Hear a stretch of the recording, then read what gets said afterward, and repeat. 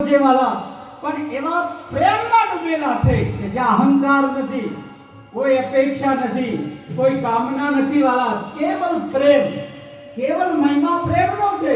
આખા ભાગવતમાં તમે જુઓ, ગુરુ તમને પ્યાર આપે છે, પોતાના કરે છે, અપનાવે છે, એમનામાં કરુણા છે. મૃત્યુનો ડર નથી. ગુરુ એમ નથી કહેતા મૃત્યુથી ડરો, એમ નથી કહેતા. કદી કીધું ગુરુએ કે તમે મૃત્યુથી ડરો, એવું કીધું તમારે? ના.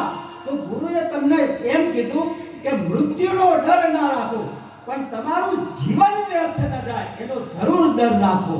કે આ જીવન મળ્યું છે, આ સમય મળ્યો છે, આ તક મળી છે, વ્યર્થ ન જવી જોઈએ.